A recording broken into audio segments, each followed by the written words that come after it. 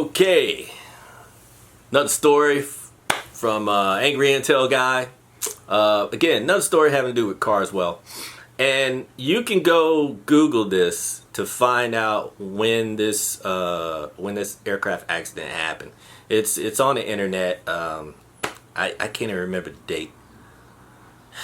1989 maybe, 88 or 89. But if you Google it, aircraft accident Carswell, you'll find it. So we were in the middle of an exercise, and so on a Saturday morning, my air crews are going to go through the mobility line. That's a big line where you check your shot records and make sure you got all the shit in your bag and stuff like that. So on a Saturday morning, we're all on base in one of the big aircraft hangars, and while this is going on, like the whole base is playing an exercise. While this is going on, there's these F-16s flying around because we share the runway with the General Dynamics where they make the F-16s. So I think it was a Guard or Air Force Reserve F-16 two-seater, and it was flying around and kind of making like fake bombing attacks on the runway area.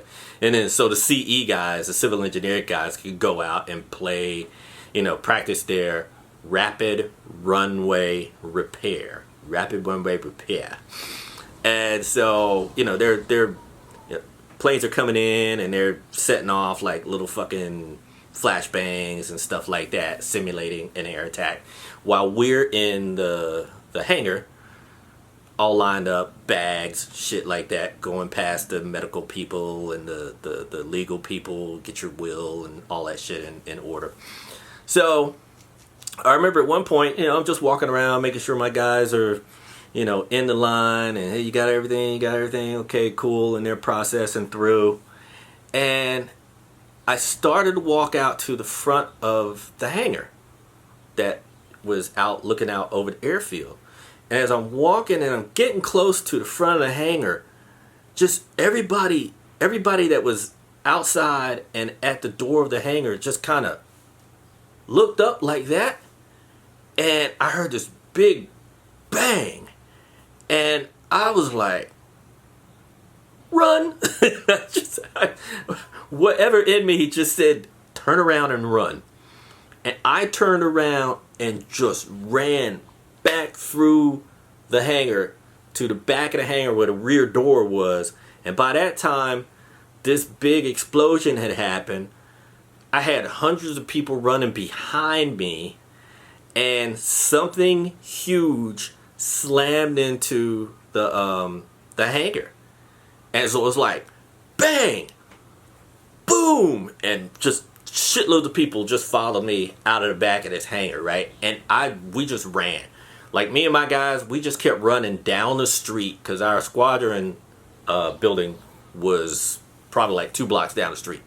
We were like, fuck this. We just running down the street away from this hangar. Turn around, look, there's like fucking smoke coming up. We knew something had crashed. And we get to the squadron building, and we're all like, what the fuck just happened, So finally, one of the guys went back down there, and one of the F-16s that had been like doing the simulated passes, I don't know, something happened to it, and it just said whoosh, boom, and slammed into the ground. They said it was coming in, and then all of a sudden it just like went 90 and just bam, slammed into the ground, actually near the row of parked B-52s. And the second bang that we heard was the wing that had come off the aircraft after the crash and flown across and hit the side of the hangar that we were in. And also right there at the guard shack that goes into the hangar area where we were, I swear to God, like an hour earlier, I had been talking to the young airman, the SP, that was in the guard shack, because he was from fucking North Carolina, and we were chatting about that, right?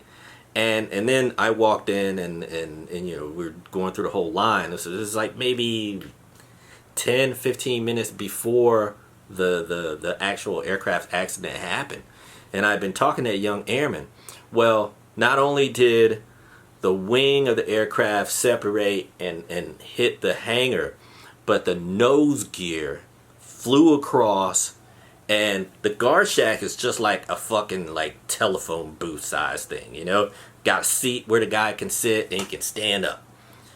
At the moment that nose gear flew across, SP was sitting down in the guard shack, right?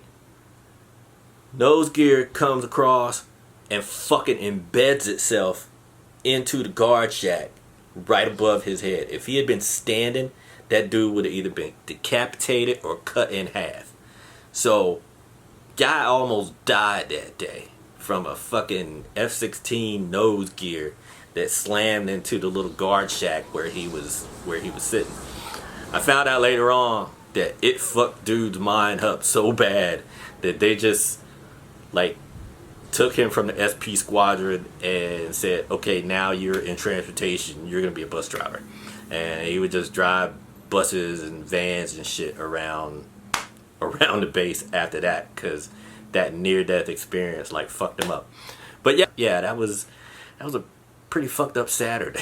So anyway, that's it for today. If you like the stories, if you want to hear more, click the like, click the subscribe button. I got tons more, and we'll see you next time.